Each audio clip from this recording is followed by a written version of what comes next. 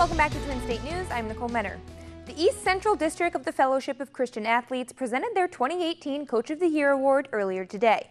Lamar's head football coach, Matt Barnes, was presented with the award and will formally be recognized at the FCA Breakfast of Champions banquet next week. Barnes has coached at Lamar for the last 17 years and coached at Meridian High School for 20.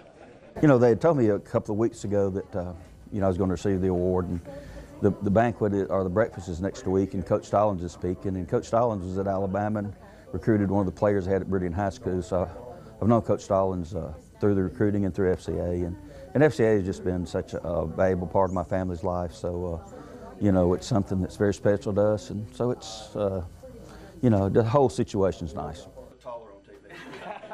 The banquet will take place next Friday at 7 a.m.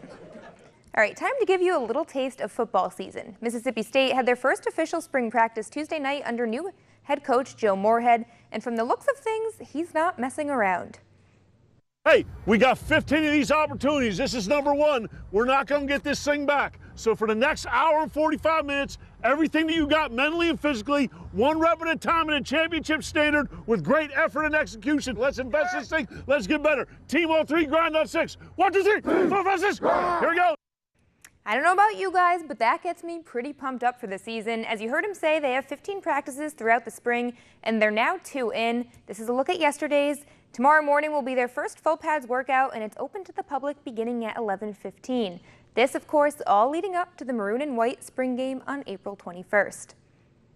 The Pelicans had a busy week in the midst of a tight playoff race in the Western Conference. They were playing their 5th game in just 6 nights, including games on 3 straight days. But instead of letting fatigue get the best of them, the Pelicans went back to back to back, getting through the Mavs, the Pacers, and finally the Lakers last night. Things were tied at 69 towards the end of the second quarter. Anthony Davis takes the pass and tosses up the layup. But come the end of the third, and the Lakers were pulling away, stretching out to a 108-97 lead. So the Pelicans would have to use the fourth to rally, but Rajon Rondo was perfectly fine with that. He scored 12 points in the final frame to help New Orleans overcome the deficit. And things were intense for the final 30 seconds, but the Birds outscored the Lakers by a 31-17 margin to pull ahead. The final score was 128-125, and thankfully, the Pelicans are getting a day of rest today. I think we just locked in defensively. We knew they was going to come out and take a lot of shots, take a lot of wild shots, and make some wild shots, and make some good shots, but just got on a run and down the stretch, I think we really locked in defensively. We've been having some funky lineups out there that we probably never had before, or even in practice with. But guys just come in and just, like you said, know their role. Just take the shots that they take in practice or they work on. And but it doesn't matter if you're open. We tell you to shoot it, just because they have to. The defense have to respect you. So.